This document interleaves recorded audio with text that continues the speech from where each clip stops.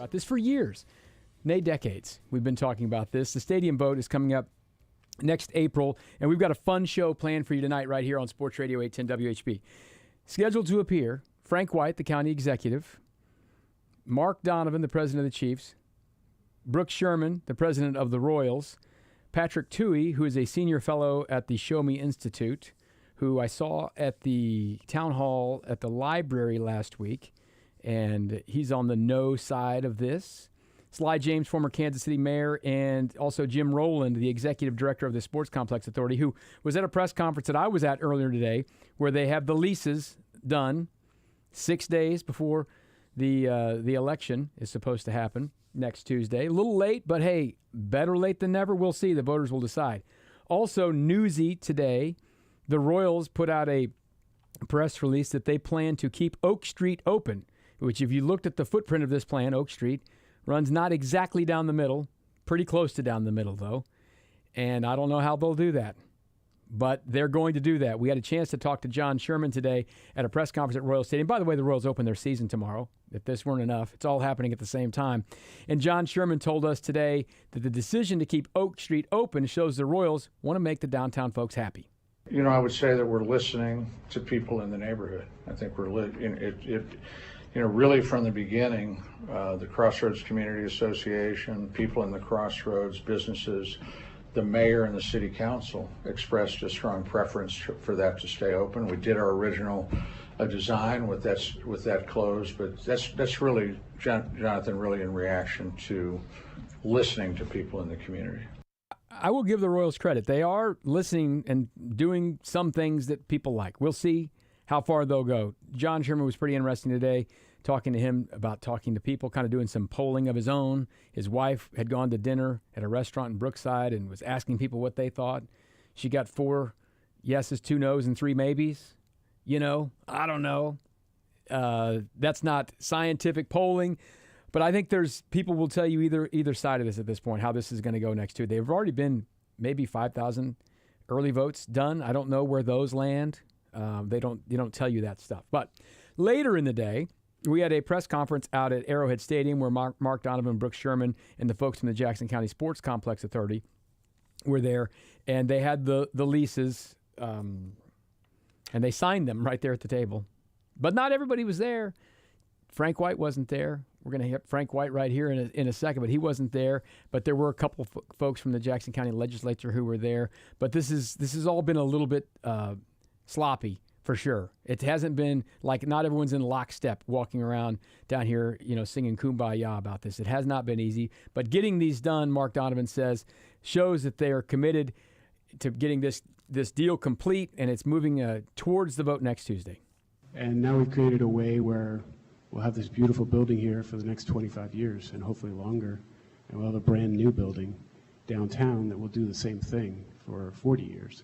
So as you go through that process, it's important that you have two sides that are committed to the same thing.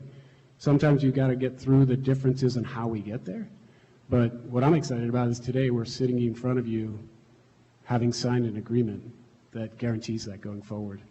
The next step and the time is now for April 2nd and voting yes on number 1 so we can actually engage and execute on these agreements. You heard him say 25 years on Arrowhead. There are 2 5-year extensions that possibly could be put on the end of it, but 25 years starting in 2028 for Arrowhead, and a 40-year lease for the Royals if they get a downtown stadium built. That would begin when they move into the downtown stadium. They're not the same length of the lease, but you're talking about a new building and an older building. These are things we will talk to Brooke Sherman and Mark Donovan about when they join us this hour. But right now, we are joined by Jackson County Executive Frank White, Royals Hall of Famer, numbers retired out there. There's been plenty of discussions between him and the county, and it hasn't gone all that smoothly. But I'm glad he's here to discuss this important issue that's facing our voters. Welcome into the show, Frank. Well, thank you, Todd. Thanks for having me on the show. Thanks for looking at this, like you said, this very important issue that's going to be on the ballot on Tuesday. You're talking about 40 years for the Royals and $2 billion from the taxpayers. And so that's been a discussion. The biggest, probably the most irresponsible thing on this whole deal was they were able to get a couple of friendly legislators to push this through to the ballot without any type of agreement. I think that is really the big issue, that people are going to the polls to vote on something they don't really know what they're voting on. In their mind, they're saying, we're going to vote to keep the Royals and Chiefs for 40 years, but there's just no agreement. So basically, if the vote passes, then basically the teams will have an open checkbook. Okay, so let's backtrack a little bit first. Okay. I'll just recap a little bit here. We've talked about this on the air a lot over the past couple of months. First things first, they tried to pass this.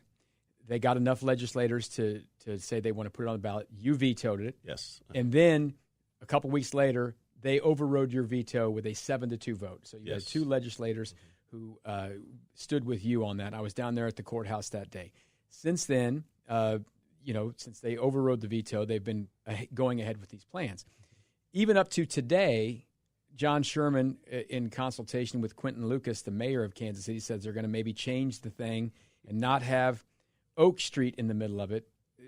We're really getting near the end here. Is this just one more symptom of they don't have everything fully planned out yet? I think you're right, Todd. I think the only thing that we've heard from the time we started talking about the Royals wanting to move downtown was the fact that they never did sit down and say for a long time where they actually wanted to build a stadium.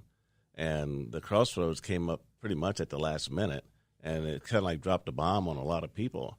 And they really didn't have a good fit for how it was going to fit in the Crossroads. And I think that this goes back to, if you don't sit down and negotiate and get it right, then it's hard to keep changing boats in the middle of the stream, so to speak. And that's what's confusing a lot of people.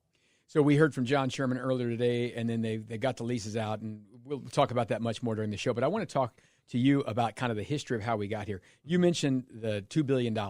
Let's try to simplify this for people who are listening. Okay. What they hear is a 3/8 cent sales tax, and you guys have run some numbers that say that this will, in theory, the Royals and Chiefs are each saying they're going to get about $350 million out of this tax, but you're saying the true cost is $2 billion. How do you guys come about that figure? Well, first of all, Todd, the teams haven't been forthcoming with any financials at all. No pro forma at all to say, if they say we need $1 billion for a stadium, then we can't see it on paper because they haven't given us anything. And the Chiefs will say we need $1 billion for renovations, but they want to be strategic, but yet we don't have numbers to verify if these are actual costs or not. So I really feel like right now the county is $52 million the sales tax will bring in this year. So we're spending at least $50 million a year on the stadiums, and you take that over 40 years, and that's where that number comes from. So if more sales tax comes in, they get that money, is your point? Yes. Uh-huh. Okay. So if lots of things get sold in Jackson County and the 3/8 cents tax is on there, they will get 3/8 cents of whatever gets sold. That's so it. So the projections you guys have say that'll end up being a couple of $1 billion. Yes. Okay. All right. So that's where that number comes from. As you've gone through this, can you remember back when the first time the Royals came to either you or the legislature and said, we'd like to do this? It's just been more than 6 months. I mean, it's been two plus years probably, right? It's been discussed for quite a while. I think all the early discussions were we want to move downtown. They're trying to get the buy-in to move downtown, so to speak, and then they come back and they want to talk about just getting a tax on the ballot. My stance all along was I'm okay with you talking about a sales tax extension, but let's talk about a lease first before we get to that point. And then we found out later that the current sales tax that they're operating under now won't work if they're separate in two separate places because the bonded this is one project. And so that's why now you have a parks sales tax. So now they'll have them in separate places and they'll both be okay. And then you'd have to go back and they want you to refi the remaining $171 million that's owed on the current existing bonds. And so basically they're telling people no new tax, but it actually is a new tax. It's still 3/8 cents, but it's a new 3/8 cents for 40 years. Because you have to clear up the old one. You have to clear up the old one, yes. Okay. So when you the people who you hear from all around the county, when they first the Royals came to you guys, and there were a lot of people who like where the stadium is because it's easy to get to, especially people in eastern Jackson County, I think. And maybe they don't want to go downtown. But you work downtown, right? You've seen downtown grow and burgeon over the past 15 years or so. You personally, downtown baseball, do you like downtown baseball or you just don't like this deal? Or, I mean, how does that, how do you fall on that? It's not a good deal for the county as it stands. And I was trying to be trying to get the teams to try to be more equitable with Jackson County. Downtown, as our downtown has grown, and we don't have a tremendous spacious downtown. So I really feel like it's just more congestion having a ballpark downtown. Now, other cities that have built ballparks downtown have had success. St. Louis, the people who go to the games, I've gone to games in St. Louis, the parking is horrible. You have to walk a long way to get to your car. And I think you're going to have the same situation there because there's no parking structures south of Truman Road until you get to Union Station or Crown Center. So They'll tell you there's X number of spaces within a 10-minute walk. You don't you don't buy that. Well, how many people? There are a lot of people that can't walk 10 minutes. You're going to have people who are in wheelchairs. You have people who have other means that they need assistance to get into the ballpark. And if you don't have the cap over 670, then how are they going to get there from the T-Mobile Center? That's an interesting thing because when I went to the unveiling of the renderings, I thought the cap over 670 is one of the coolest things in the world. But it has nothing to do with this tax. That's a totally separate project. That's a whole separate deal. Where does that stand? The last I've heard was the $75 million that they applied for didn't come through. And so no one's talked about it yet. So I'm waiting to hear more about that as they move forward. But so far, it's been a moot point. Yeah, so the stadium renderings we've seen, which now may change because they say they won't include Oak Street. So this is really moving around at the last minute. Yes. If anything you see but that green space over 670 is not part of this, no. Is it a federal thing? Where does that? It's a federal deal. It's a federal deal. Okay. So that's one more thing to put a pin in, I guess. Frank White is joining us. He's the county executive for Jackson County, and we've got this big vote coming up. Enjoying this special tonight. We've got a lot of people we're going to talk to. And, Frank, one of the things that people always ask is they say, well, Frank is just holding a grudge against the Royals. Can you clear up whatever happened between you and the Royals? And by the way, that was not with John Sherman as the owner. I've never worked with John Sherman. Right. And how the heck did I know I was going to be in this position? Right. It's like this is just all talk for people who were trying to get the vote passed. I played 2,334 games for the Royals, all with character, all with integrity, and no one's ever had a negative thing to say about me in that area. And it really kind of disappoints me that John Sherman's out there saying we've never met and Frank wouldn't meet with us and things like that. I met with him multiple times, and the problem is I asked him for something, and they didn't want to give up what I was asking for. And then they found two legislators that were in their court, and those two legislators were able to get it on the ballot. And since they overrode my veto, January, I haven't had a conversation with John Sherman or anyone in the Chiefs. Have you tried to call them? Or are you waiting for them to call you? I mean, what's happening on that front? Well, they got what they want. I mean, once they got on the ballot, I told the legislature, if you put this on the ballot without getting a signed lease, then they're going to quit talking to you. And that's just what happened. So it's been January since they've, I think, legislator or Barker maybe be the only one they talk to, but no so tell me else. this, who signs the lease in the end? You have to sign the lease, don't you? Yeah, to my knowledge, I do, but they seem to think there's another way. So I'm trying to see what that end run's going to look like. But I think that as the chief elected official in Jackson County, I should be the one to sign a lease for the county.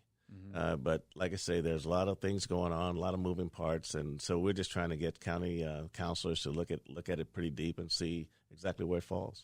Okay, so I want to talk to you about a couple other things too, things that didn't exist in the 2006 leases for sure, and that's a community benefits agreement. No, there was no discussion of that. It's kind of a new thing. Started in about 2001 out in L.A.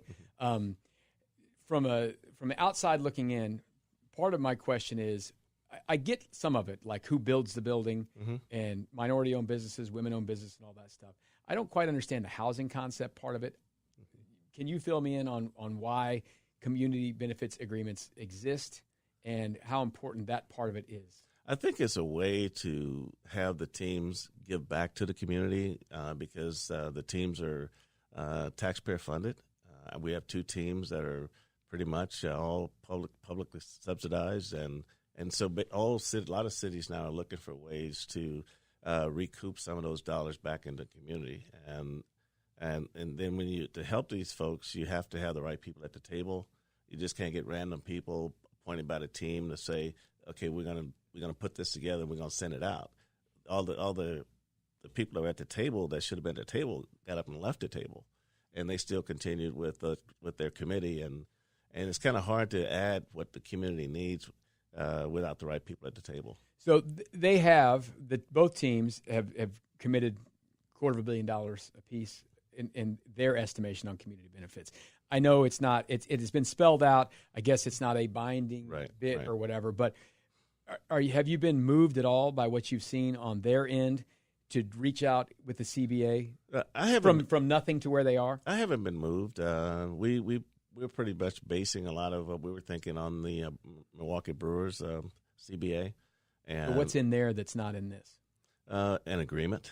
But besides the signing part of it, I know it's a big deal. But it's a huge deal. Yeah. I mean, because people can change their mind. So, I mean, so it's got to be specific. It's got to be measurable. But the number one thing is got to be enforceable. And what they give you it doesn't cover any of those things. And so you talk to the people who are involved, they're not confident that this is going to go forward. So the Chiefs and the Royals from day one have never been willing to sit down at the table and put together a new lease that we could all get behind, and then we can move forward. So the lease is that part of it. But if the thing the bare bones breakout of the CBA, does that look appealing at all? I mean. Well, we basically looked at it and we said, well, this doesn't cover the things that I mentioned earlier. It doesn't cover it really the measurable parts of it, the enforcement parts of it. We felt like was missing. We spoke with KC Tenants. There was a Jobs KC, Stand Up KC. KC Tenants are basically all about housing, affordable housing, right? Yes. There's not a big housing proponent part of this, but their initial plan had some housing in it. It had some housing, yes. Explain to me what that means. KC Tenant wants part of that housing to be affordable, or are they talking about housing just around the district? Well, I think they're all kind of, because how can the Royals be responsible for like the price that they charge at one light or two light? They can't be in charge of that, right? No, they wouldn't be in charge of that at all. Now this would be totally new. I don't know what, and that was another thing that we never really got a good handle on is the ancillary development and what it was going to look like, what's it going to include, and I think they maybe position themselves to say, okay, if they're going to build affordable housing, then they probably got to build it more east, and they can't get it all in that one area that we're talking about, so they have to expand. And East Village, I think they were talking about going down West Paseo in that area to really beef that up, but But I think it's just a combination of jobs and housing and just I think just a benefit that the team is putting back in the community because the teams are getting 100% taxpayer financing. And that's the one thing I was trying to do with the teams, where say let's be more equitable. I said let's bring more revenue back to the county. Then I can put that money into the community. Well, the Royals do say it's not 100% taxpayer. I mean, they're saying they're putting $1 billion in there. Well, that's not on the stadium. That's the $1 billion they're putting in. It's on there on the other part. That's the other part. Okay. Yes. Okay. So another aspect of this, we're talking to Frank White, the county executive, about the stadium issue coming up for vote next week. One of the things that I thought that you guys worked really hard on when you were having the conversations was you did get some concessions, I think, on like that the Parks and Rec or whatever, some things that weren't there before. Yeah, that was how easy was it to get those things done? Do you feel like, I mean, the lease just got kind of, it's not finalized, it's not signed, but do you feel like this lease has to be better than the last one because it didn't include things like there were things the county was on the hook for last time that you have already hopefully gotten fixed, correct? Well, they're not fixed the way that I wanted them fixed. The park levy was $3.5 million. The insurance we talked about was $1.5 annually. Annually, yes. Right. And so what we looked at this tax being passed in 2024, and if the way they had it, we'll start this in 2031. And I said, well, in 2031 we'll get it back anyway because the lease is over. Mm-hmm. So I wanted them to start in 2025, since they would be getting tax money right away. Then why couldn't the county benefit right away, rather than having to wait? And have you gotten that agreed to or not? No. Like I said, they haven't spoken to me since January, so I don't know. We are talking to Frank White about this stadium vote coming up. People have been voting already. Mm-hmm. Early vote gets out, right? Yes. And my guess, you tell me, you've been involved with elections. A lot of the early vote, I think, gets mobilized early, and that is on this front, probably the no vote. Mm-hmm. I mean, the stand-up KC folks, the KC tenant folks, they vote, and they know how to mobilize people. Mm-hmm. Have you had an indication on what the early vote is right now? You think it's mostly no or mostly yes? The only thing I've heard, Todd, is that Eastern Jack has voted more than Kansas City at this point in early voting, but I don't have any specific numbers or any. I mean, we even tried to get polls from the Royals early. They wouldn't give us their poll numbers or anything like that, saying that it was polling right for them to move downtown, those type things. But like I said, from day one, since they've announced moving downtown, I haven't run across one person that said they're going to vote for it to move downtown, other than you run into your developers and your union folks and all the people who benefit. They're the ones who send you letters saying support it moving downtown. But my job as the elected official of Jackson County is to look at the entire county infrastructure and say, well, how can we benefit? See, we don't have an earnings tax like Kansas City. So we don't have a revenue stream other than sales tax and property tax.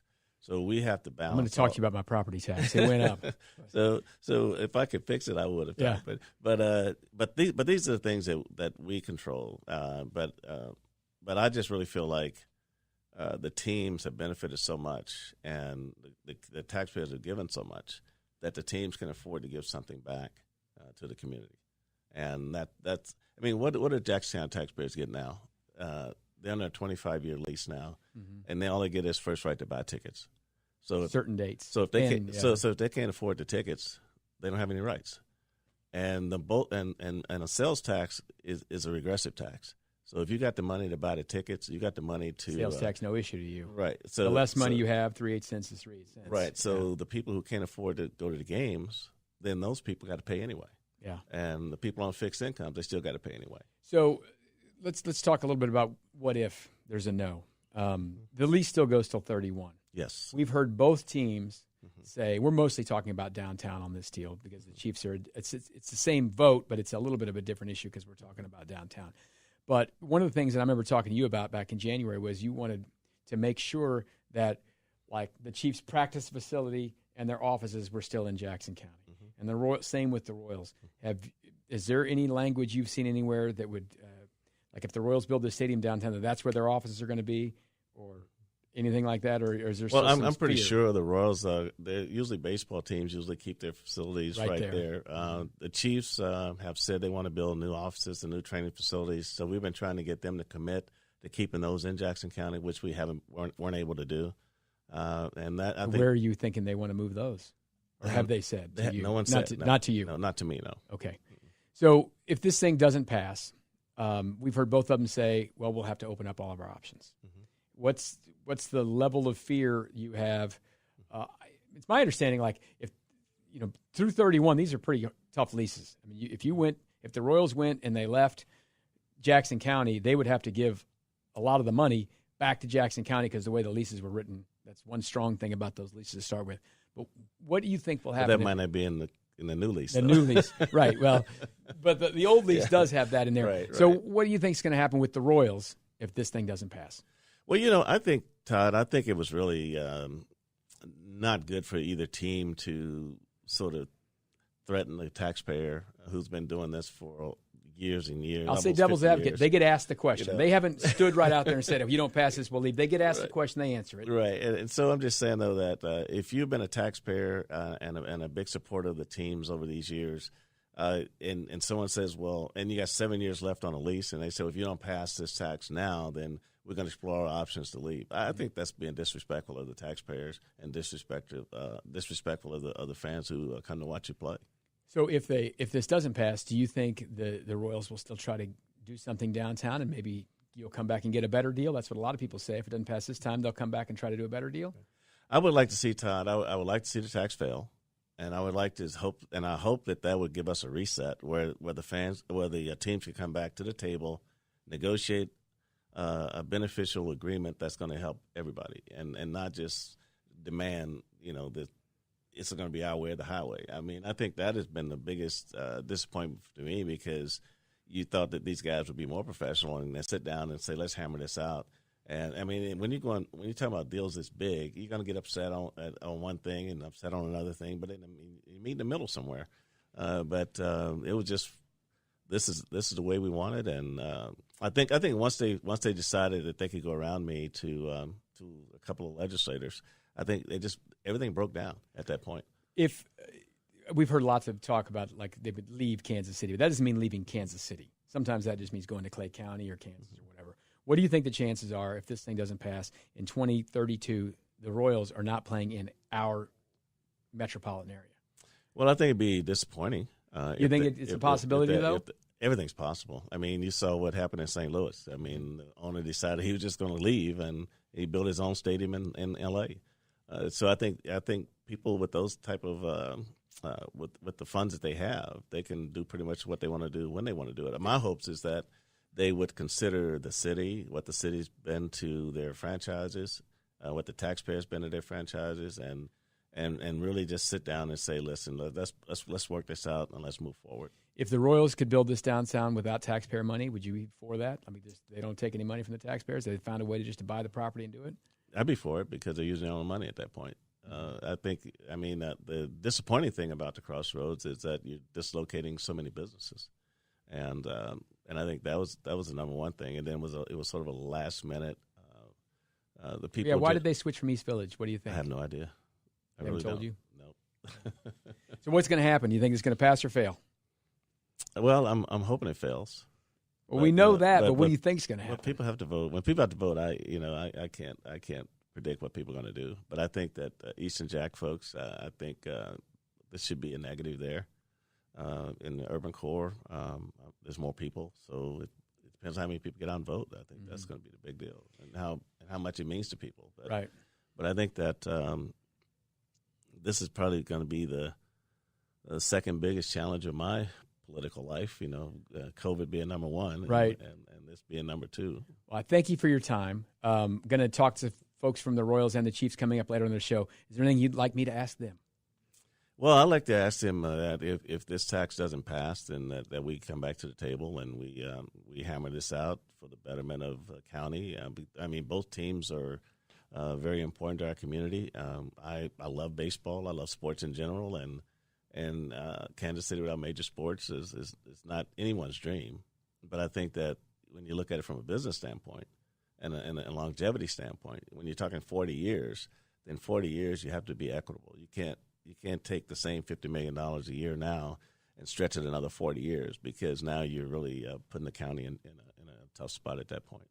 Frank, thanks so much for your time. We appreciate it. And everyone get out and vote on Tuesday. I know I'll be voting on Tuesday. If you haven't already voted, you have to do it because we do have the right to do that.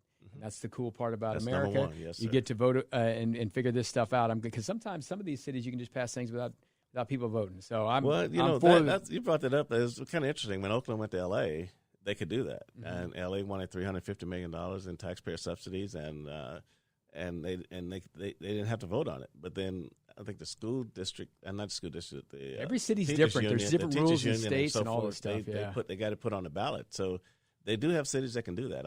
I'm glad we're not like that. We're not like that. We should all get out and vote on Tuesday in Jackson County. Frank Whites, thanks so much for your time. I appreciate it very much. Thanks, Ted. We'll be back right after this on the Stadium Special on Sports Radio 810 WHB.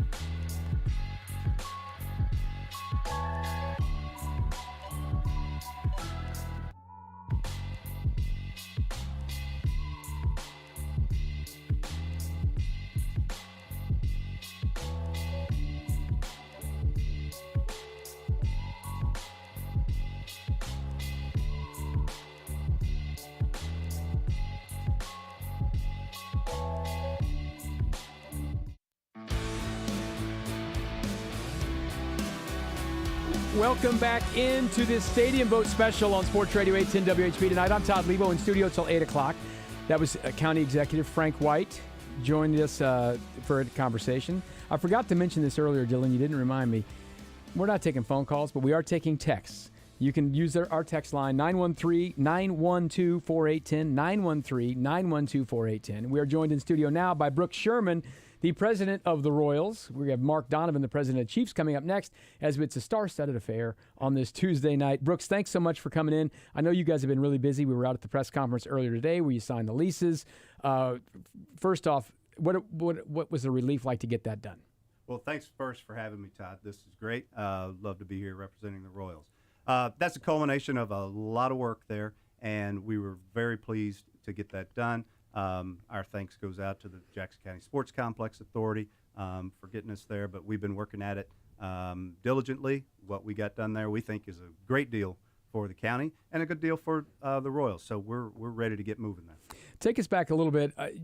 People know, you have to say this all the time, you're not related to John Sherman. That's right. You have the same last name. But you have worked with him for a couple of decades in the business you guys were in prior to owning the Royals. You guys owned, you helped him get involved with the Cleveland Guardians franchise at that point. But you've known this guy for a long time.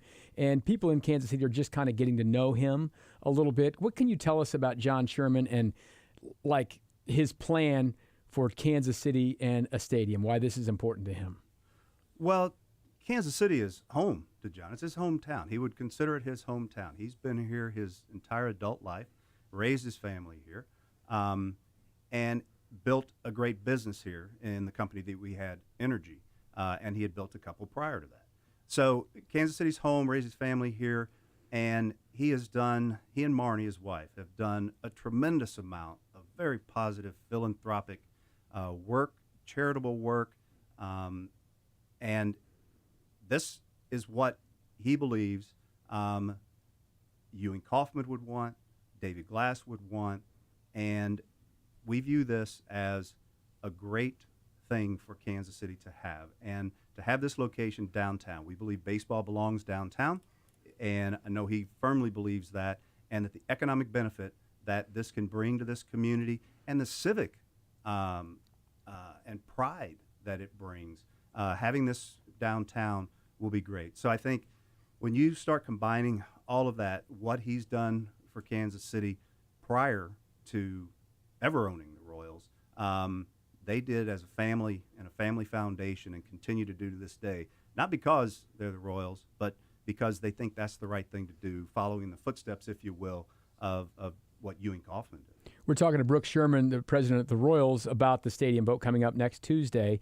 And when you guys first got involved, when Mr. Glass called and said, would you like to buy the team, was the idea right away, this sounds like a good idea to buy this team, but we'd like to have downtown baseball? Was that one of the first things you thought about as a group when you got involved with the team, or when did that genesis come? You know, I think that was a part of the thinking, but the first part of the thinking was that the Kansas City Royals are just that, the Kansas City Royals, and we love baseball. We had an interest that John had acquired in Cleveland, so the first order of business there was to say, okay, is this the right thing to do, is to take a shot at acquiring the Kansas City Royals. It's a hometown team, so that's what John decided was the best thing to do. And as we thought about how to go about doing that, we wanted to be stewards. That's John's. He wanted to know that the Royals were going to belong to Kansas City. We're going to stay in Kansas City. And I think that's reflected in our ownership group. When you look down at our ownership group and what John was able to accomplish with putting this ownership group together, all Kansas City based, Kansas City centric, most of them live here, raise families here, have grown businesses here. That was what was important, was that we want to be stewards of this great franchise. So that was number one.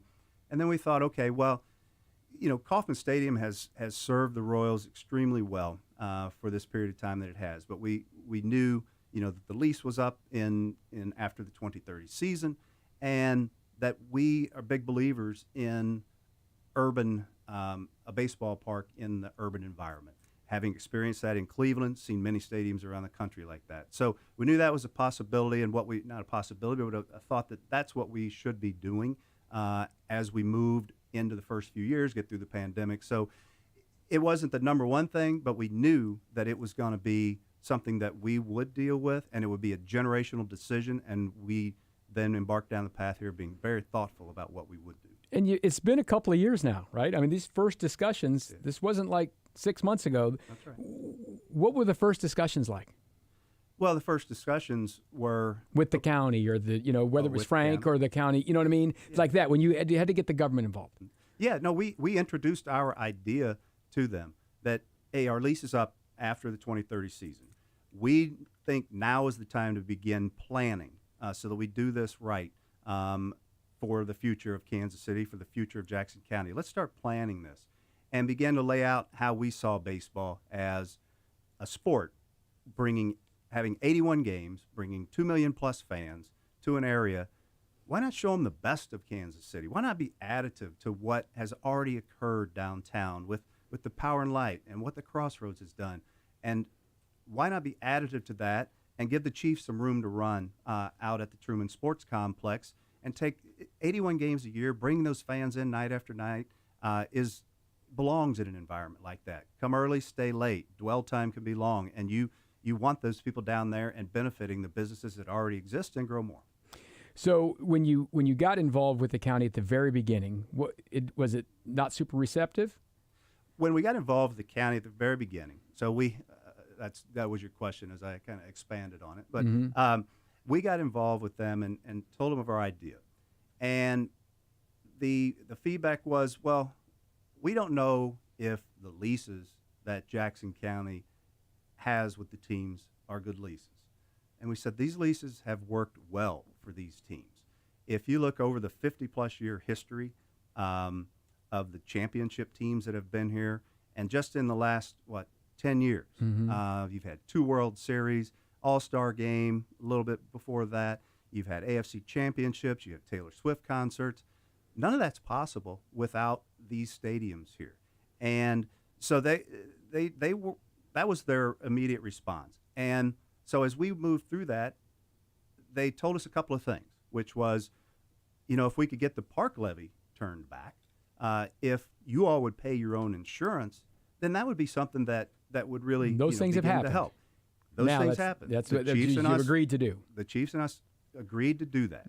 We offered that up and thought that we would get moving there, and we just never could get Frank to get the traction to sit down with us and go into the process. We put a term sheet from the Royals to them in June of 2023 and finally got engaged to a degree in September, but after a couple of canceled meetings, never really went anywhere until we got introduced with the legislature. So why do you think that has been that way? Do you have a guess? I mean, Frank says nobody calls. Is this kind of like, someone's waiting for someone to call, make the first step? Why? I don't know.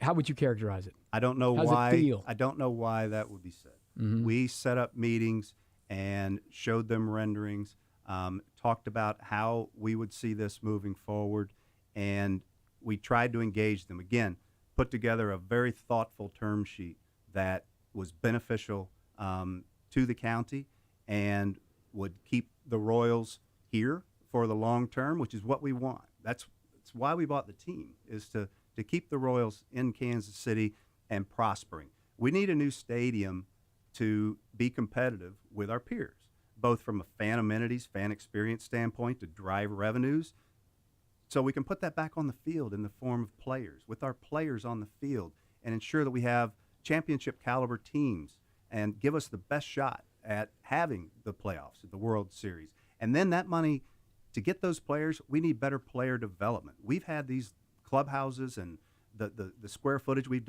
had down there for 50 years. Times have changed. We have many more coaches. We have women on staffs. We need women locker rooms. We have a batting cage and a half, I think. And we need those amenities for the fans, but moreover, we need player development facilities. And is there a room for that in the footprint that you guys have? And tell me a little bit about what happened here with Oak Street's not going to be open.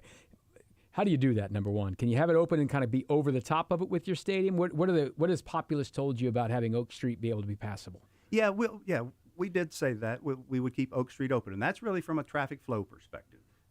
We listened to the community there to say, and the business owners in the crossroads, that we need Oak Street to be open for the ingress egress. So we listened, and yes, it's possible that that can be open and still have the stadium and be in good shape with the stadium and our development there. It makes it a little bit more complicated for us to go through, and we've got some work to do there, but it's certainly possible. Would you say, I mean, you mentioned, like they said, the park levy and the taxes, the insurance, and keep Oak Street open. You guys have been saying yes a lot. What have you said no to? I know I heard Sarah Tourville at the library last week, $900 million worth of asks, I guess, on some of this CBA stuff. Right. You've said yes to many things. Now, whether that is all written down and signed in blood, I mean, that's what the opponents would say. What sort of things did you say no to if you said yes to these other things? What was like the weirdest thing you guys got asked? Well, that I don't know if it's the weirdest, but it was the most kind of out of range was the $900 million ask on the CBA with, $100 million kind of up front for us. And when you look across the league now, what we have agreed to, look across professional sports, what we have agreed to with the CBA, it's one of the best out there, and we'll live up to that CBA. I mean, I think I heard maybe what we weren't measurable and those kind of things. What's $3.5 million per year from the Royals for great programs, whether that's mentorships, mental health, education, affordable housing. Those things are in there, and that's real. And we're willing to do that. We do that already through our Royals Foundation, various owners. John's, through his family foundation, is heavily education-oriented. Other owners do a lot of different things through their charitable giving, philanthropic efforts. So this is just, additive to that. And that was probably the one that you kind of said, okay, we want to help, but let's be reasonable about it, and we think we've done very well there. Last thing for Brooke Sherman, the president of the Chiefs, before we get Mark Donovan, the president of the Royals. Mark Donovan, president of the Chiefs, coming in next. I got so many presidents walking around here. I don't know what to do with them all. Okay, so we know Jackson County's huge, and people who live out in like maybe Blue Springs, Oak Grove, Independence, they like it's the ease of it for them, right? That's one thing. A lot of the people who live downtown, Brookside, Midtown, whatever, they may like to get to the stadium a little bit quicker. But right down in the heart of this is the crossroads. When you guys, what have you been hearing from the people in the footprint and right outside the footprint, whether they're residents or business owners? What's that been like? What's that learning been like for you over this since you said this was the spot? Okay. We've met with a lot of them. We've met with nearly all of the property owners in our footprint. We've met with a lot of the tenants and business owners there, both inside and outside the footprint. And we have heard just, questions about, are you going to take care of ingress, egress so that we know traffic flows? How are we going to handle parking? Are we going to have enough parking spots? Can we get some dedicated parking? Can we get passes so that our customers can maintain, ease of parking to come to our businesses? The answer to that question is yes. The answer to the other is that we're going to have technology to help. And those are the kind of things that they want to know, that we're just not going to overwhelm them. And that's the assurance we've tried to get. One is we're not going to overwhelm you. We want to be a good neighbor. We want to fit in. We want to make sure that you get to your businesses, the fans get in and out of the ball games, that you get in and out easily. And you bet that's a focus of ours. So your conversations have swayed some people, like who were skeptical at the beginning. They feel better after the conversations. Yes. Did you say? Yes. Generally speaking. Yes. Okay. What's your gut right now? Is this going to pass or not pass? Yes, we believe it's going to pass. We are not going to sit back and just hope it passes. We're working every minute, every hour to do that. And the big question, if it doesn't pass, is do you still want to be downtown? Find another way to do it? We have to take a step back, Todd. If this doesn't pass, which, again, we think it will, and we're working hard every minute to get it to pass. If it does not pass, we have to take a step back and look at all of our options. We have worked hard at trying to do the right thing here, trying to make this better, and we think that we have through our leases, through what we're doing. Try to make this better for the county, and we've done that. We're doing something we think is great for Kansas City, the county, the region. We think this is the right location. We can get people in and out, and we capitalize on the infrastructure that's there. But if it doesn't pass, we honestly just have to take a step back, look at all of our options, and we'll see where that leads us. All right. Well, we will find out on Tuesday if it does. Thanks for your time. I know you're busy. You got a big day tomorrow with opening day. Thanks for coming Opening by day, and that's spending time with us. There is baseball to play, I'm too. looking forward to baseball. That's yeah. Brooke Sherman, the president of the Royals. Another president coming up next. Mark Donovan of the Chiefs.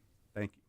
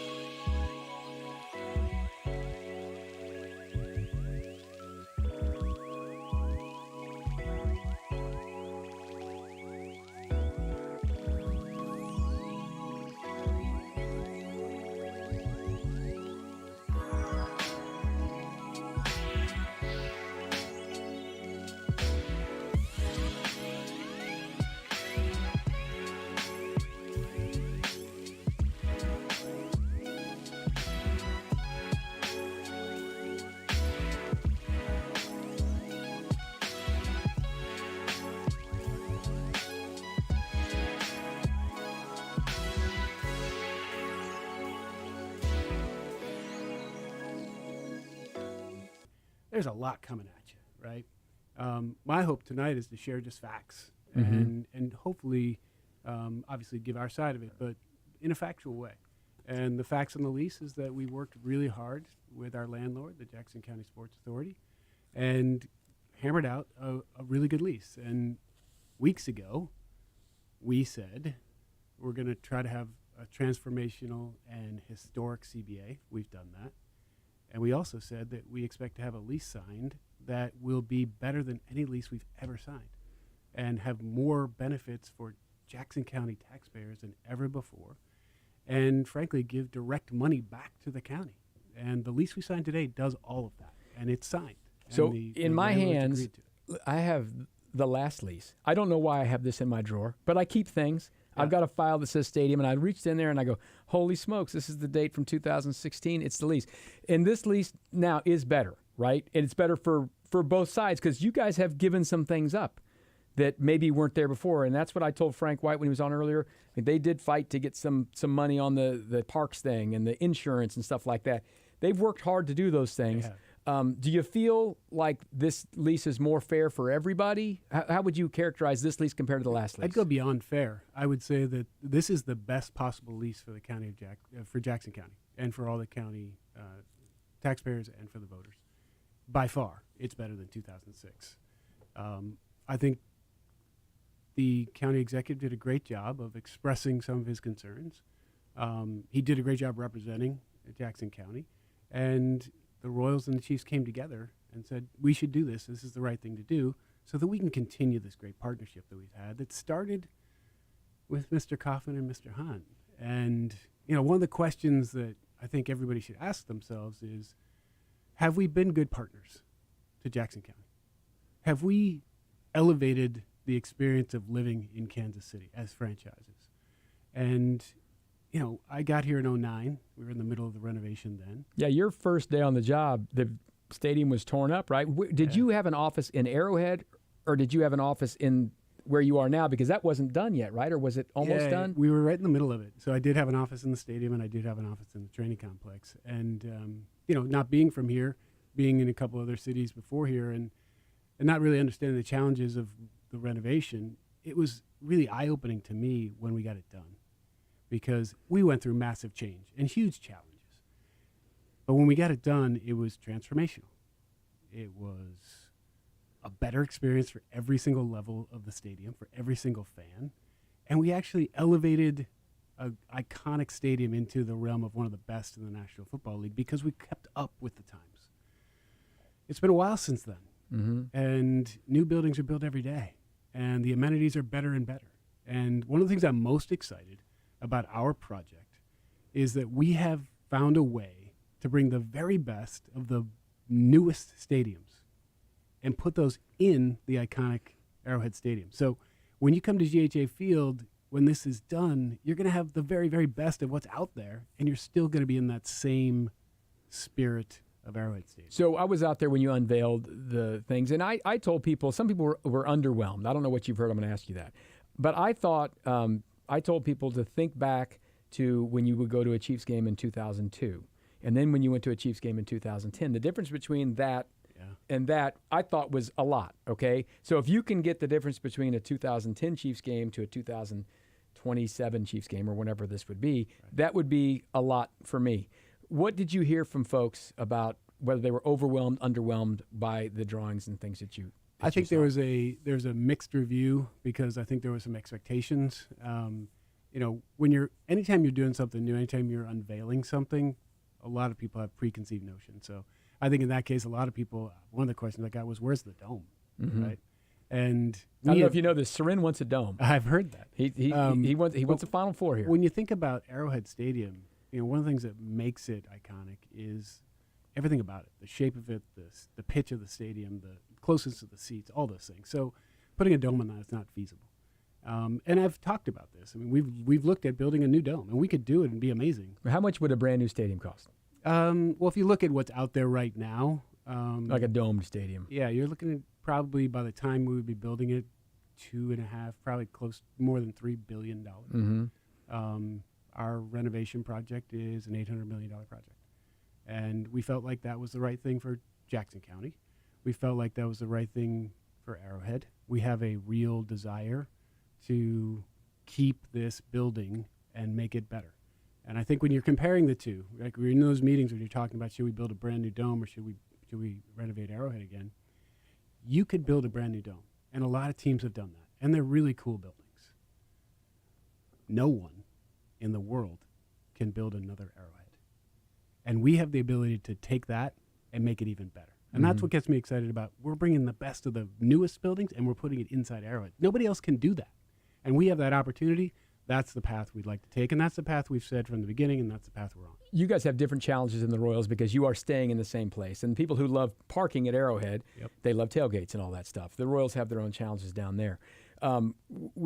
What's your favorite thing that you've seen on the new renovations that you think will be something that maybe people are overlooking right now? If this passes, they'll be like, oh my gosh, I can't believe that happened. Yeah, it's there isn't one thing.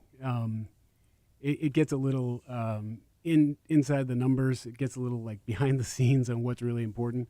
A couple things that fans won't really be that attuned to right now are we're actually building a deck that'll connect the whole upper level. The whole upper deck. So right now you can't get around our building.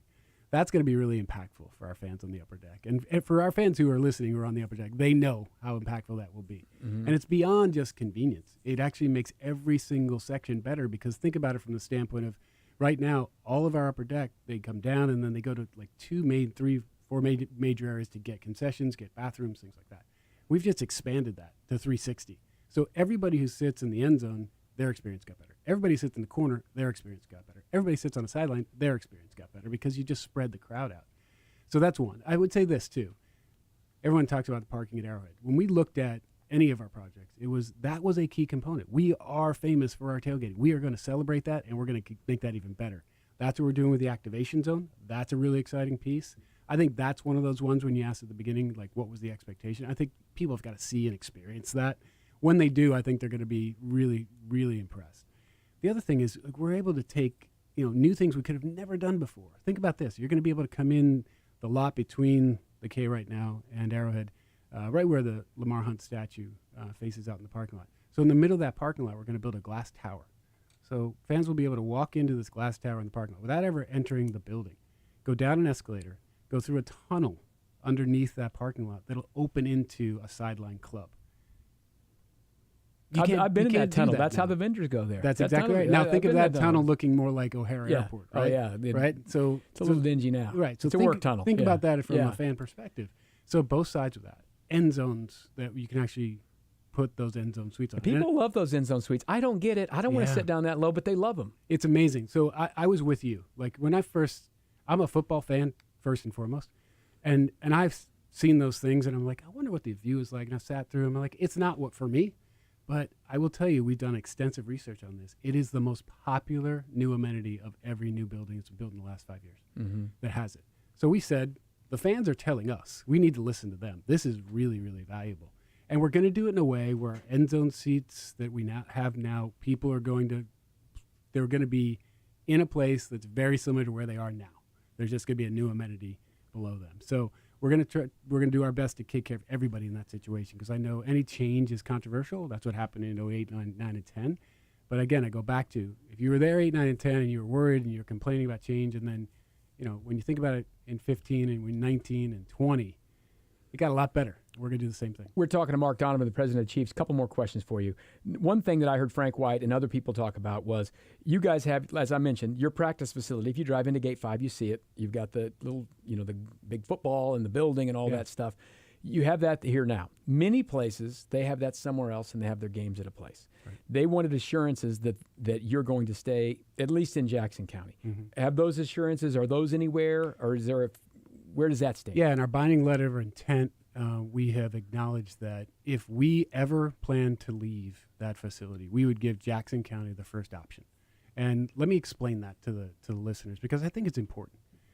This year, we will put another $5 to $7 million based on the final cost of these things that we're doing to the training facility into that building in 2024. Mm-hmm.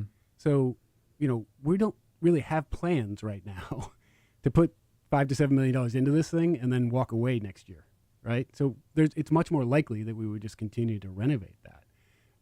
There are a lot of pieces of this puzzle that have to fall. I think this is one that when it comes up, the first thing we'll do is sit down with Jackson County and say, here's where we are. Here's what we'd like to do. What do you guys think? So they have that option. It's in writing. It's agreed upon, and we'll fulfill that agreement. And then who knows where we are 10 years from now? Right. I don't know. The reality is that, if you look around the National Football League, there are 4 teams, I believe now, who go away for training camp. We're one of them. Right. Right? We love going to St. Joe. We think it's a big part of our success as a football team. Well, Andy likes it. I don't know if all the players like it, but they know it works. But my point is, we're not going to change that. Right. Because we have an agreement that says you got to do this or that. Mm-hmm. It's like, we're going to do that. Now, 4 years from now, 3 years from now, 2 years from now, 5 years from now, I don't know. That may change. Right. And we may say, okay, if we're going to do this, we need all this space for a training camp. Training camp well, what if it doesn't fit there? Right. Right? Well, we're limited. But you're to saying Jackson County would have the first right. Exactly right. Yeah.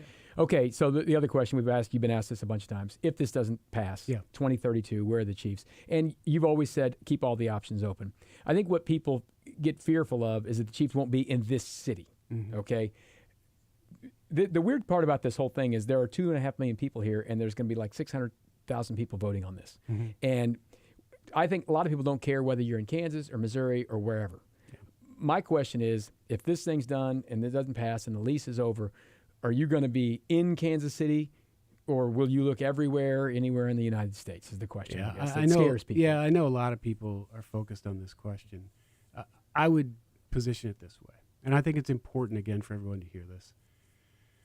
We said that we are going to do a transformative CBA, which we've done. It's historic.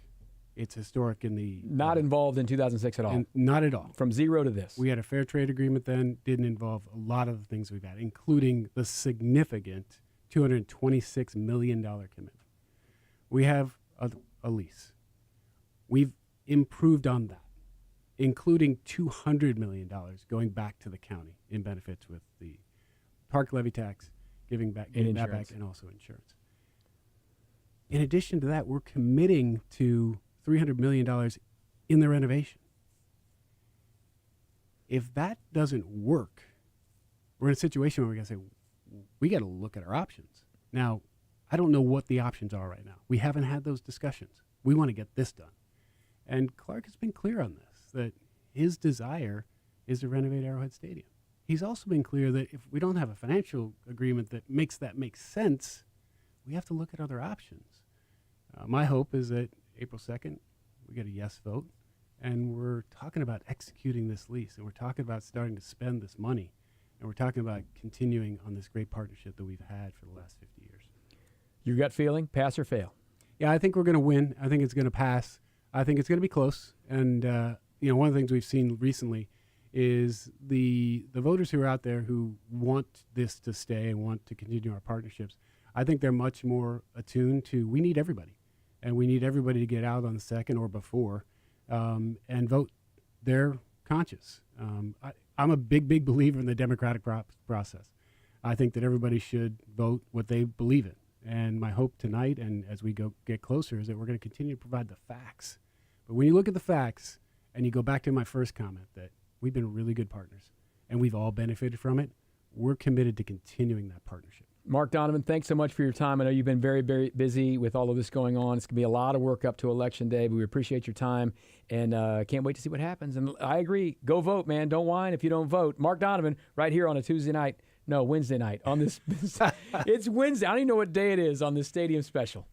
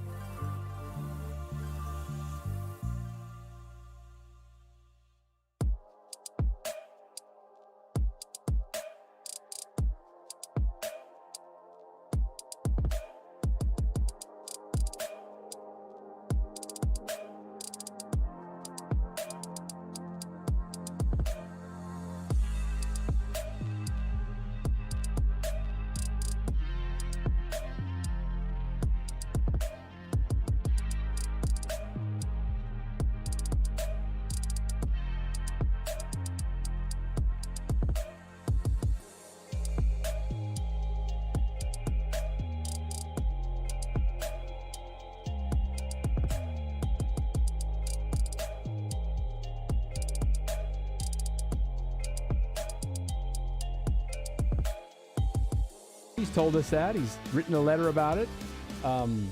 We've had Mark Donovan and Brooke Sherman, the presidents of the two teams. They're yes votes because they want this to happen. Now we're going to have a little bit of a round table here, and I will give this text number out again. 913-912-4810, 913-912-4810. If you'd like to text in, I'll try to ask questions of anyone on our panel here. Here's what we've got. Sly James, former mayor of Kansas City.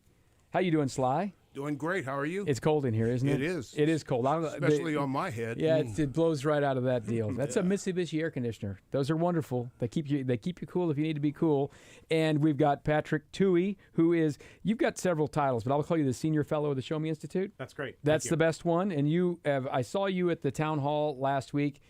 Pretty hardline stance. No money for projects like this. So I think so, yeah. that sums it up. That sums it up. And Jim Rowland, who's the executive director of the Jackson County Sports Complex Authority, you were out there today when the leases got signed, and you were in the city council before that, and Sly James was the mayor. You guys have known each other for a while. We have. How many years? Long time? Oh, wow. We're probably talking decades at this point. Decades at this point. Decades at this point. Okay, so let's start here with the lease we got today, Jim, because that was the news today. Sure. Why is this lease better than the other leases? Well, I think, one, the 2006 lease was a dramatic change from the 1990 lease. That's the first thing to understand. Before 2006, the taxpayers were always on the hook for expenses, just keeping the buildings in state-of-the-art, first-class condition. 2006, we flipped that on its head. The teams became responsible for long-term capital maintenance. They were also responsible for any cost overruns of the construction project. So that was the initial part. I think this lease is even better because of the work of the county in getting the $3.5 million parks levy that's going to be flowing back to the county, and the team stepping up and saying, "Hey, we'll cover the cost of insurance for $1.5 million. That's $5 million a year. That's a big win." Okay, and this one, as you said, they're getting better and better. I've looked around, and perhaps, Patrick, you can help me with this. Your stance basically is no taxes for things like this. These billionaire owners can pay for their stadiums, and that's basically how you feel about this. And we've seen some places where that works, where someone will pay for something. I guess they did that in New York, or the New Jersey, right? The MetLife Stadium was paid for partially with a loan from the league or whatever, and Stan Kroenke built out at SoFi.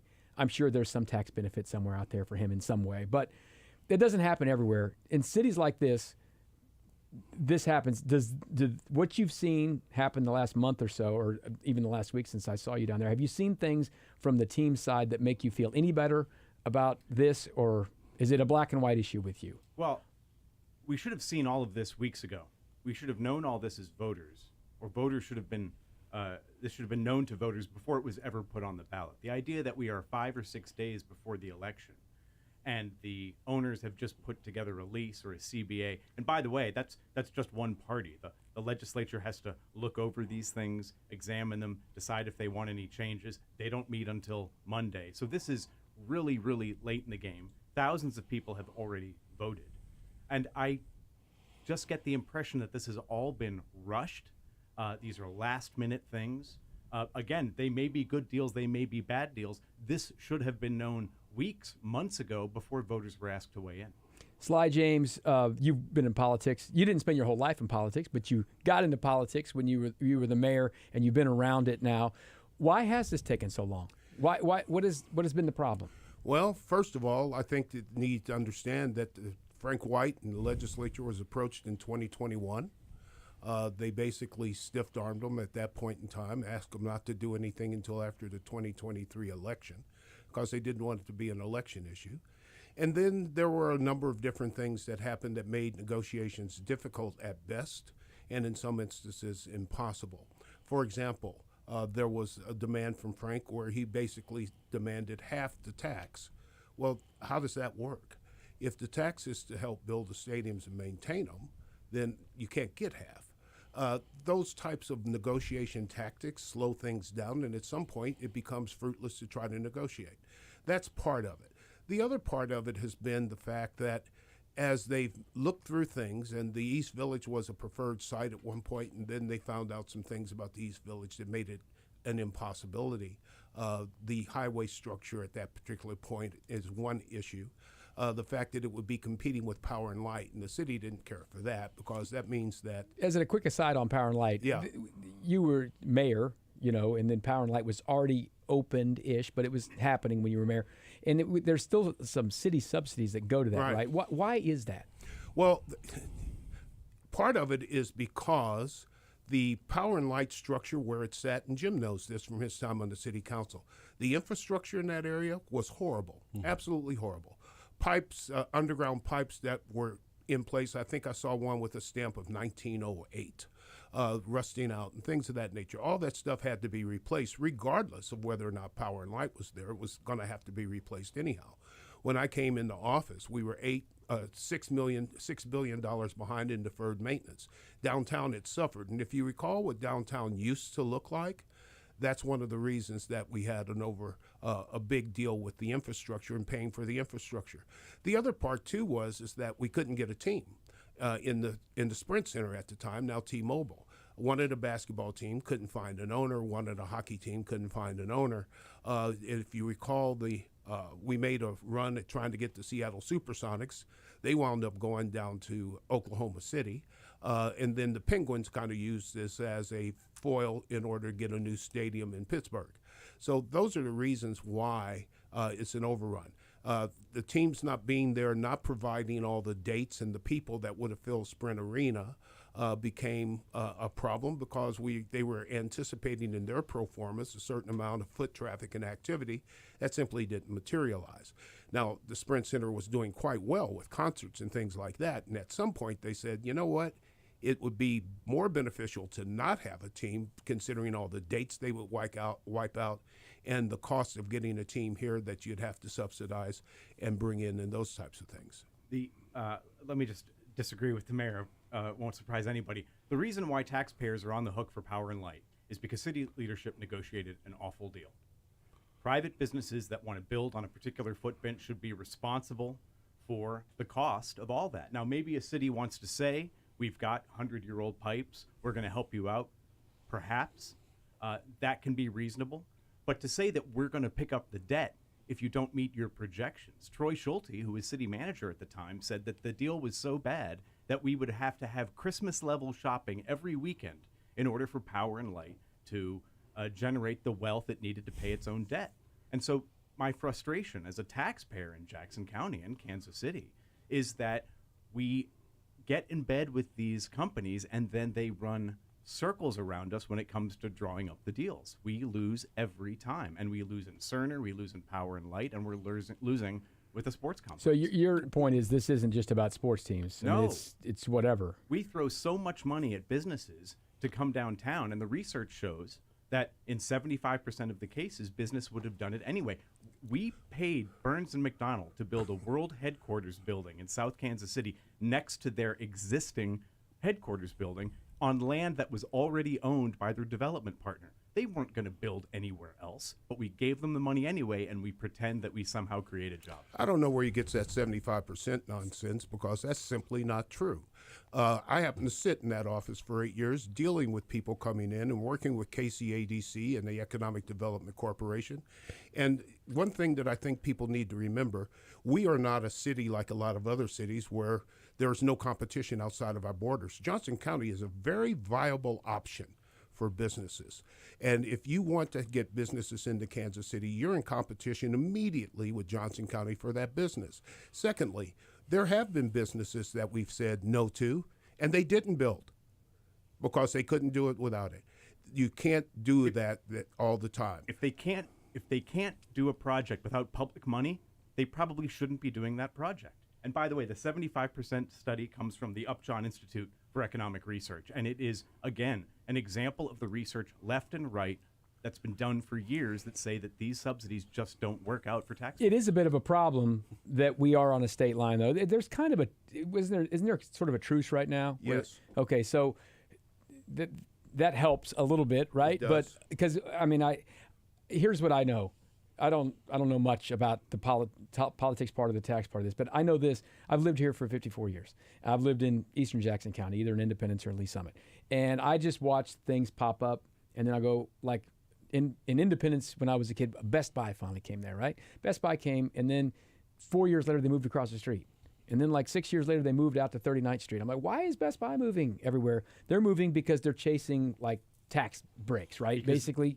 different jurisdictions give them incentives so that they pick up and move. And each jurisdiction that they move into claims like, look, we've attracted jobs. But regionally, there's been no job growth. It's just a game that these businesses have figured out how to play, and they show some leg to every municipality, and they get into these battles, whether it's across state line or within Missouri, and it's a absolute waste of taxpayer money. Has that sort of happened here, Jim, with this? Because the Royals initially, I'm taking the Chiefs out of this at this point, but the Royals talked to Clay County, right?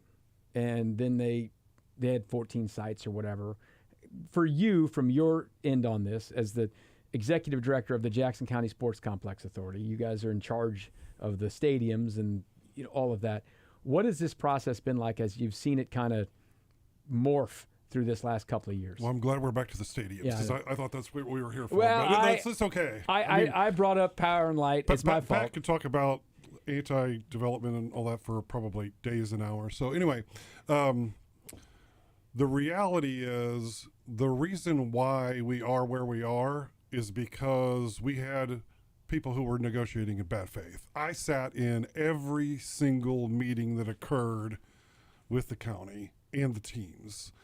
And I can tell you with absolute certainty that every attempt was made to delay in order to sabotage.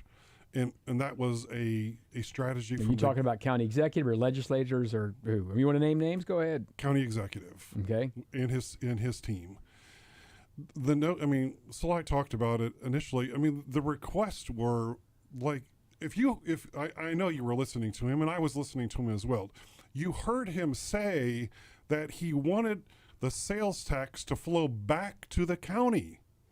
The whole point of the sales tax is to go to the stadium. Exactly. So it was literally trying to hijack to the voters and being disingenuous to the voters, saying, let's pass the sales tax for the stadiums, but oh, by the way, I want a third of it for the county so that they could do whatever with it. That it wasn't legal, it's not practical, it's not plausible.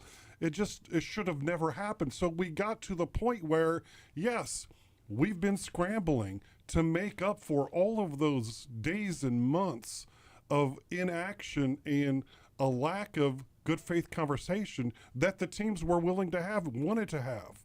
And if at some point they throw up their arms and just say, we need to talk to somebody that's reasonable. That's our role. We are the landlord. You have the 06 lease in front of you. We sign the leases. Mm-hmm. The county signs a consent agreement. So the notion that somehow, we're not doing what we're supposed to do. We're doing exactly what we're supposed to be doing. We're protecting the taxpayers as we've done from the time I've been there, which was in 2006. We've protected the taxpayers. We've done oversight. We've done everything that we're supposed to do. And so have the teams. They've lived up to that document that was established in 06. They've kept the buildings in first-class condition. Now the teams have made the decision that they want to do something different. The Royals have obviously precipitated this whole dialogue because they wanted to move downtown. That's a business model that they've decided that they wanted to do. We'll have the chance to say yes or no on April 2nd. But again, they were trying to have good faith conversations from 2001 on. We're talking to Jim Rowland on our roundtable here. He's the executive director of the Jackson County Sports Complex Authority. You say the leases that you guys agreed to today are better than the leases in 06. Absolutely. Which were better than the leases before. I've looked around a little bit, and just as far as the financing goes on this project, there are some bad ones out there in America, right? I mean, I think Cincinnati is a mess, terrible. Do you feel like you've learned from mistakes elsewhere and your own and made this better? Will there ever be a perfect lease? Never. And we live in a reality, too, that, the reality is that there's a state, there's a municipality somewhere that will back up a Brinks truck and offer the teams money. Patrick talks about dollars, right? Just that equation of, do I get my dollar for dollar back? At the complex, we generate almost $50 million in direct taxes for the state, for the county, and the city. Direct. Right there alone. Now, again, we'll never be direct, one-to-one, But how do you quantify a 2012 All-Star game? How do you quantify 14 and 15 World Series runs? How do you quantify the number of AFC championships? How do you quantify the World Cup? The World Cup coming to Arrowhead Stadium. Unbelievable accomplishment for a community that we're punching above our weight. We are going to have the world as our stage into 2026. No one accounts for that because it's impossible to quantify. We know that with a base camp, we're going to attract over 100,000 people into our community just from that country alone. And the amount of publicity, the amount of PR that we've gotten as a result of the different things that have happened at that complex, unquantifiable. Patrick, your thoughts about quantifying this? I know they had a press conference last week or a Zoom where they had a company try to with the economic benefit of this project and any project. Is that a quantifiable thing? I think a team's or a city's pride in its team maybe isn't quantifiable, but everything else. Tourism is quantifiable. There are whole organizations in Kansas City whose sole purpose is to quantify that type of stuff. And certainly, it's quantifiable when taxpayers are hit up for money. We know exactly how much we're being asked for, but when we ask for a return on the investment, it becomes, it's vague, it's not quantifiable. It's not vague. I mean, how are we becoming the tourism destination for the world? Every publication you see says Kansas City is happening, Kansas City is moving, Kansas City is doing all of these things. That's a result of the investment that we make. You will never get a return on your investment that's dollar for dollar. That's not possible. Actually, I'm glad Mr. Rowland mentioned that, because when you read into those articles, what they're talking about are Leawood and Olathe. They're not talking about Kansas City. No, we all call ourselves, Kansas City, but in fact, all the growth, certainly the population growth, is happening outside the city. Yeah, downtown Kansas City has grown, though, right? That's not true. From nothing to 40,000 residents downtown. The population of Kansas City has been at or under 500,000 people for 50 years. Meanwhile, the population of all the areas around us are growing at a much, much faster rate. So when we talk about Kansas City, are we talking about the region? Are we talking about the city itself? So again, people use that vague term, and again, I can tell people I'm from Washington, D.C. when I lived in the suburbs in Maryland. So the taxpayers of Jackson County and the taxpayers of Kansas City are exactly right to say, what is the benefit to us? And when we subsidize all these deals, we have dollars going out the door, and we can't demonstrate a benefit of what's coming back to us. Here's a question from the text line, and this is something that many people have asked. We've done, one time we made it work, and one time we didn't with Bi-State, right? Right. Why is that so hard to get everyone to do that? I mean, it's probably a silly way to ask that question, but I see how hard this is with a few levels of government, and now you're adding all of it. Is that basically the gist of it? You just get too many cooks in the kitchen? Bi-State would be a wonderful thing. It's not very likely in this day and age. One of the things that, and the reason I know that is that there was another attempt to do Bi-State after Union Station. I forget what it was. It was for some renovations and lots of different things. And it failed. Mm-hmm. Okay? That's not likely to happen under these circumstances. But when you talk about a return on investment, look at the situation with Santa Clara and the 49ers when they moved their stadium there. This isn't a prospective analysis of what's going to happen. It's a retrospective analysis of what did happen. And there was $468 million. That study's been debunked. Can you just let me finish? $468.9 million of tax increase for Santa Clara, $546 million of indirect spending, 11,840 jobs, full-time jobs were created. Now, he'll say it's debunked, but, the fact of the matter is that Jim talked about World Cup. World Cup wouldn't have happened without a new airport, and they flat out said that. NFL draft wouldn't happen without a new airport. When the Republican National Convention was looking at Kansas City to come into town, they said, we don't like your airport, we don't like your hotel situation. That's not true at all.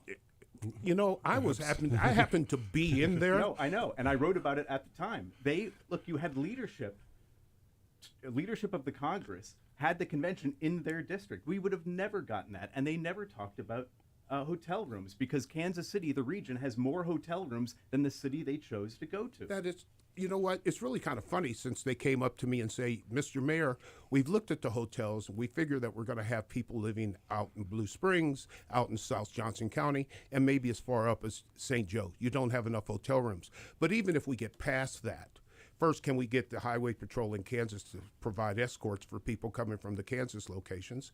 And secondly, where would you suggest that when our high roller donors come in, that they stay? Because you don't have a 4 or 5 star hotel in the city. That's absolutely false. I was in the meetings. I talked to the people, everybody from Rance Priebus, who wound up being the chief of staff to President Trump in his first year. We had that conversation right in my office and at the meetings that we had. So he can say what he wants to, but I was actually there and heard what they said. Hey, Jim, we're talking Rance Priebus now. See, you talk about just getting businesses. We are having a fun roundtable here. I want to remind everyone who's on. Sly James, former mayor of Kansas City, Patrick Toohey, who's a senior fellow at the Show Me Institute, and Jim Rowland, who's the executive director at the Jackson County Sports Complex Authority. I want to talk to you first, Sly, about the CBA. Yeah. And we've been trying to remind people for about 3 months that a CBA is not a collective bargaining agreement for a Major League Baseball union. This is a different thing. It's a community benefits agreement. Right. And this is a new thing in Kansas City. First off, from what you've seen, is this a good thing, bad thing? Were there too many asks? Why do these exist? Well, they exist in order to make sure that there's some give back to the community that's providing the tax benefit. It's a you do this for us and we do this for you type of a thing. And it is a good thing. Secondly, it is a significant thing because when you look at the other CBAs, this one is far better than the CBAs that have been used by other sports teams. It's $5,000 a year, or $5 million a year, 5.5 million a year, 3.5 from the Royals and 2 from the Chiefs every year. That goes into a pot that will be controlled by the Jackson County Legislature's governing body that they put together. I assume that each legislator will select one person to serve on that governing body, and the Royals and the Chiefs will have 2 representatives each. So it looks like a group of 13. They will then be charged with doing whatever process they put in place to dole out the money in order to achieve the best common good. Yes, it's a good thing. It is a very good thing. The CBA also includes, now that's just one part of the CBA. The other part of the CBA that's deals more with the construction issues has a high goal of 43% minority and women-owned businesses to participate. And we know from the participation of minority and women-owned businesses in the airport, which did have a CBA, but it was only $23 million because it was federal dollars, and you can't use the federal dollars for an airport for anything other than the airport. The airport itself, yeah. Exactly. That's the federal law. So with that, we had job training programs that we set up. The general contractor used their bonding authority to allow smaller companies that did not have the ability to bond themselves to use their bonding authority in order to get the jobs. And the reason that that's important is that if you can't get into the bigger jobs and show what you can do, then you're shut out of the next big job. So now that they've done that and they've had that bonding authority, a lot of them have grown and added more employees to their companies and been able to bid on bigger jobs. Were there some things that were asked for that were, I mean, because I know Sarah Tourville said at the town hall they'd asked for $900 million. 980. So I'm sure it's ridiculous. I do not envy anybody who has to sit down for a team or anyone else and negotiate a CBA. Someone who has to deal with that, there's a special place in heaven for them. So it's a difficult thing. I mean, there was some probably, I'm guessing, some outlandish things that were asked for. Well, let's just say that the problem with it is that the way that it started, the negotiations started, was probably flawed in the first place. Because what happened was that the county selected Gwen Grant to kind of honcho the entire thing. And Gwen brought in a bunch of different groups, all of which had different priorities and different needs to do it. And they each then crafted what they wanted. Sure. When you add it all that up together, it was $980 million. And there was like one that was like, we want $100 million up front and $50 million for the next 10 years. Okay, well, how does that work? That's not a reasonable ask. So it got pared down. I was at the meetings, and I was at the meeting where we finally reached agreement with 2 Jackson County legislators sitting in the room, with Gwen Grant and Bridget Williams and others sitting in the room, And we started at 12:30 on a Sunday. We ended at 6 o'clock that night. And that was the last meeting, but it certainly wasn't the only one. There are a ton of meetings on this. It was an arduous process. It was a difficult process, but it was a process where we reached a conclusion that everybody who was there could agree on. And that's what they have in front of them now. I would also just point out, too, we didn't call it a CBA in 2006, but we had unbelievable MBE, WBE participation. Right. And that became the benchmark for what the airport did because our program was so successful. We had a fair share agreement that did job training. We also had workforce participation, again, women and minorities in the construction industry. And we made sure that the teams lived up to the contractors lived up to prevailing wage. So while it wasn't called a CBA, a lot of Same that, kind of things. exactly, and very successful. So, first of all, the CBA is not agreed to. The teams have submitted it to the legislature. Again, as with so many other things, the legislature won't meet until Monday. They can decide to review it, make changes, and that is the day before the election. This CBA, these leases, all these deals should have been decided months ago. These gentlemen. I think everyone agrees with that. Yes. It would be great if it had. In a perfect world, they would have been, but for people sabotaging the process. These gentlemen want you to believe that the county sat on a stadium plan for 2.5 years. I think that's what Ms. Torville said the other day.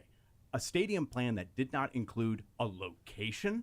Really? You guys, the teams put the location out after it was put on the ballot, and today, John Sherman says they're going to change the plan to keep Oak open. That, if anything, demonstrates that this was half-baked. They weren't ready to put this forward. I don't know why they rushed to put it on the ballot, but taxpayers are being asked to literally give these guys a blank check, and so many stories have changed. And one last thing. In your last segment, Mr. Sherman said we need a new stadium to be competitive with our peers for amenities. And Mr. Rowland said a minute ago that we've kept these buildings in first-class condition. Yet a few weeks ago, we were being told about concrete cancer and that it wasn't safe for people. This is a rush campaign. No one ever said they were not safe for That's people. absolutely true. That is not the case. This is being whatsoever. rushed. They don't have their story straight. They haven't figured out the location until way too late, and now they're having to make basic changes to everything.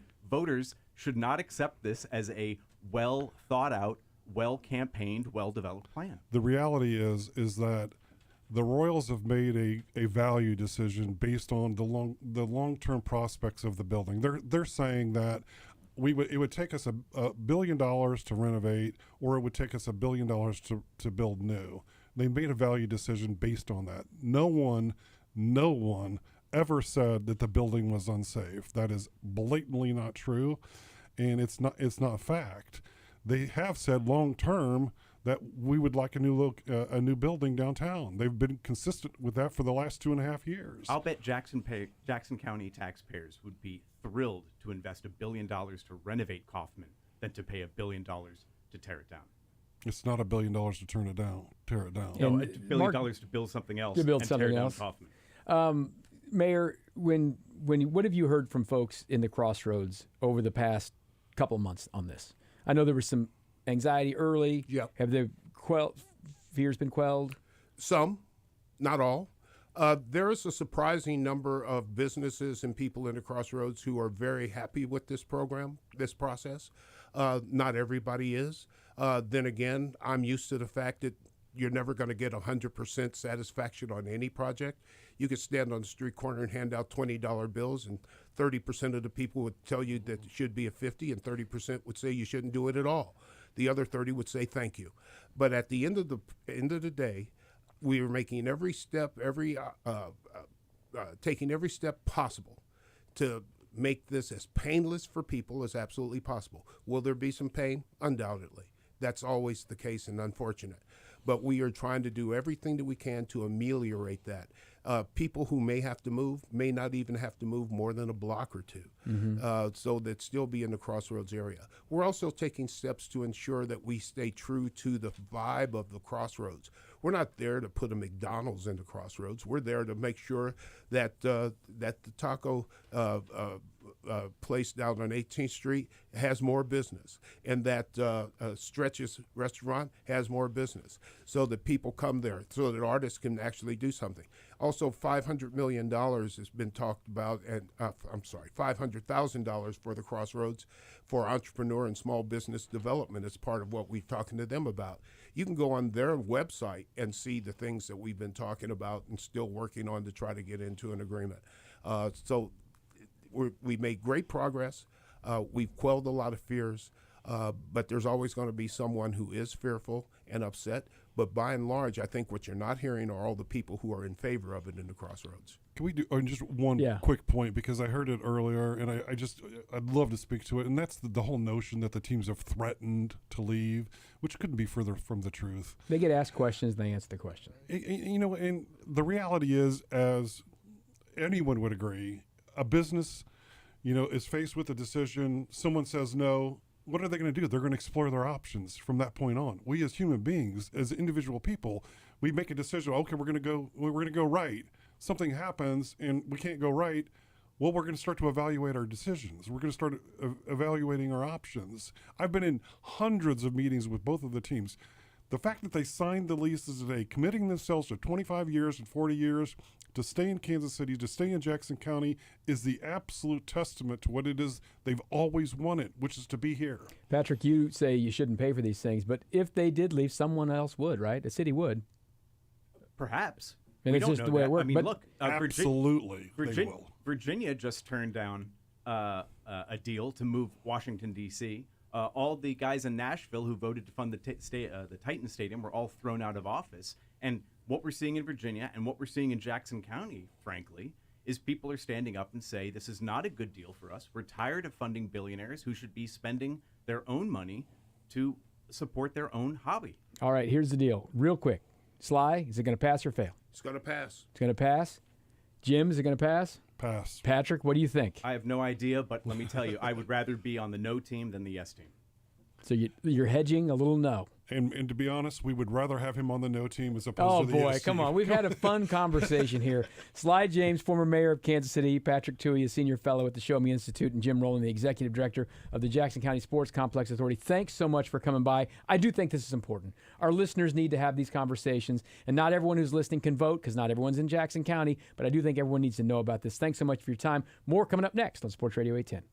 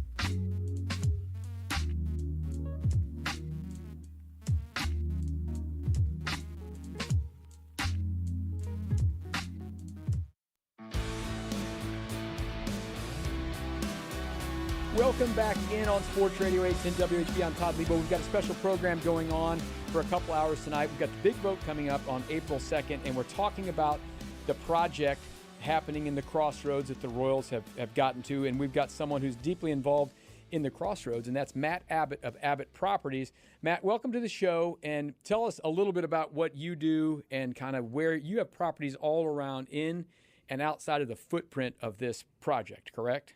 Yes, that's correct. When you first heard about this, we've seen a lot of these things where the Royals started with everyone kind of thought it was East Village, and then they had the thing where they were Clay County and there, and then people kept coming back to the Crossroads as a place where they would maybe want to do this. When did you really start getting the hint that this was a place where the Royals would like to be? Well, actually, long before the Royals considered or targeted this location, I've always thought this is the right location for a new stadium because of the infrastructure that we've invested and how this opportunity could bring neighborhoods together. It was about 2 weeks prior to their official announcement that they informed me that they were considering this location. So your company has been putting investment into this area for over 20 years, right? That was before Sprint Center, now T-Mobile, before anything was happening in there. Can you just kind of describe what the Crossroads and that area looked like when you first started investing in the very early 2000s? Sure. I mean, back in the early 2000s, downtown is what I call a ghost town. At 5 p.m., the streets were vacant. There was zero activity, and there was just some trash blowing around in the wind. Since then, we've built one of the greatest downtowns in the country. And I began heavily investing in the Crossroads neighborhood in 2012. And since then, we've developed almost 50 transformational projects in the Crossroads neighborhood. So what are lots of different wide-ranging things down there too, right? I mean, there's shops, there's businesses, there's residential. I mean, what basically are your tenants like? Sure. Well, some of our projects are our own businesses, such as the Abbott Hotel Indigo Crossroads, and many others. And then we have a wide mix of tenants from breweries, distilleries, restaurants. We have concert venues, offices, creative spaces, dance studio, a large assortment of tenants. What have you been hearing from your tenants when this thing kind of became a reality that it was going to be on the ballot? I'm guessing not everyone feels exactly the same. Some people probably like it, some people don't. I mean, how's that been for you as a property owner? Sure. I think there was a lack of communication, and the announcement scared people. It showed up as change, and it caused a lot of fear due to the lack of communication. With that said, we've communicated with all of our tenants, and for the most part, there are many tenants that are optimistic and see potential in the stadium, yet there are some tenants that are still concerned about the changes to the neighborhood. One of the things, we're talking to Matt Abbott from Abbott Properties here on Sports Radio 810 tonight. One of the things that I'm a consumer of news, right? So I've been watching the news, regular news on this for like a month, right? And I would see angry people who are in the Crossroads. I don't want a baseball stadium coming down here. I don't want that. And I think part of it was, it was hard to communicate with everybody right away. I mean, it's impossible for the Royals to reach out to every tenant, every property owner, everybody right away. And then the immediate thing, just like you said, like they didn't really know. Over the past month, do you feel like the proper message has been given to the folks who are, in the Crossroads, living and working, and they feel better, worse about this now? I mean, what's your kind of finger in the wind barometer of what you're hearing out there? Well, I mean, I think that the people that are opposed to the stadium have spoken strongly and have spoken up. I think there are a lot of people that are very favorable to the new stadium, but they have remained on the sidelines and been a little bit shy about speaking their opinion vocally. And what do you think the reason for that is? Some of they're concerned about how this could potentially impact their friends and neighbors, and because of some of the uncertainty with change, they haven't wanted to speak publicly against people that they care about.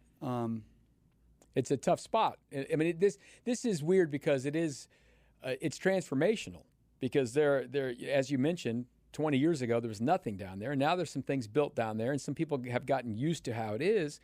But this will be a change. I think from my perspective, the hardest part is if you could just fast forward in 4 years and plop the stadium down, that would be easy. Then it would be great, right? It's the 4 years of building it in construction and all that stuff that probably has some of these people freaked out a little bit about maybe losing some business because people are like, I can't go down there right now because it's all torn up and things like that. You think that's a concern from some folks? Sure. There's probably three big concerns I've heard of. The first concern is will the current tenants, small businesses, and property owners be treated well? Will they be taken care of by the Royals? And the answer to that question is absolutely.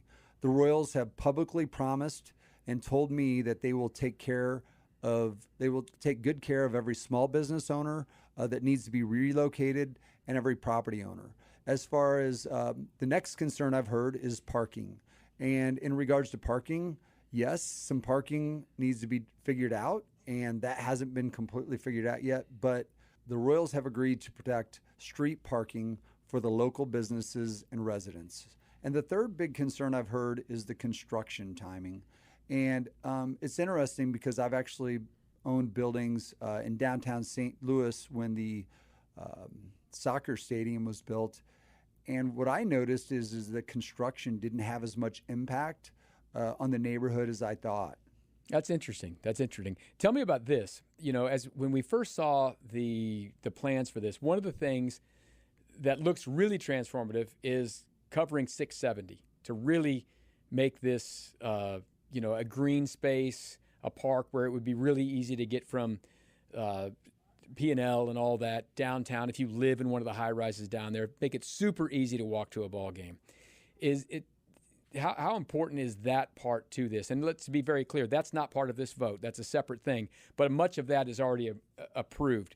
But is that something that could be really, regardless of what was happening with the stadium, that would be a transformative thing just for the Crossroads itself, wouldn't it, if they get 670 covered up with the decking or whatever they properly call that?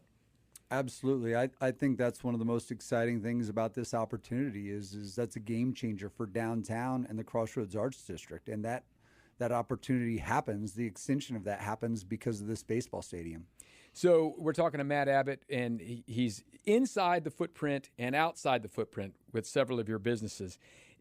Have you kind of like on both sides of it, like, this is weird because I've got some buildings that are going to be gone, and excited because the buildings that you have outside, you obviously are for this project because you think it'll do great things for the Crossroads. Has it been weird at all for you personally? Because I don't think many people are both inside and outside of the footprint. Yeah, I mean, for sure. This has actually been a really, it's been challenging for everyone in the neighborhood. With that said, I've been developing in the Crossroads with a 50-year plan, and I see the potential and opportunity that this stadium brings to the Crossroads neighborhood. If I didn't see that potential and I didn't see the possibilities this did for our community, I would not be on board. But because of the opportunity, I think it's fantastic. It's a game changer for the Crossroads and the neighborhood. So a lot of people, you look around, and I think there's been some vilification maybe of the billionaires, right? Hunts and the Shermans and all this. But, I mean, I don't know John Sherman well. I'm sure you've gotten to know him quite a bit, or the Royals top brass during this for sure. When I'm around him, I do believe that he's got the best interests of Kansas City at heart. He has said that he bought this thing to be a caretaker for it. He wants to leave it better than he found it. And part of that is they need to do something for Kansas City. Is that the feeling you have gotten when you're dealing with the Royals, that there's something like a bit of a higher calling than just a baseball stadium for them? Yeah, I mean, I believe that John Sherman is a man of integrity. I think the history of John Sherman speaks for itself. I think that John Sherman bought the Royals to bring back championship baseball to KC and to build a transformative stadium in downtown KC. That's what it's all about. So what's your barometer right now on, like, just you think this is going to pass or not pass? I've heard I hear people on all sides of this who want it to pass or they're worried, or they don't want it to pass and they're worried, or they think it's going to pass easy or not. I mean, we're getting close. We're less than a week away as we talk. What are you feeling right now? What's your gut telling you?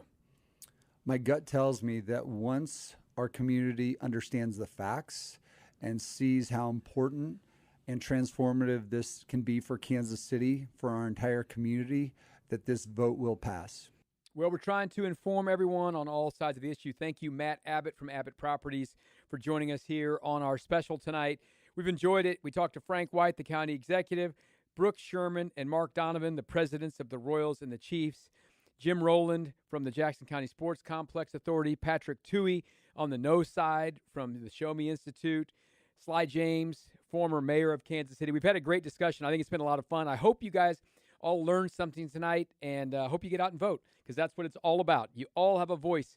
If you're a Jackson Countyan, do not complain about anything that happens next Tuesday if you didn't go out and vote yourself. Bethany Bowman is coming up next with She's on the Mic on Sports Radio 810 WHB.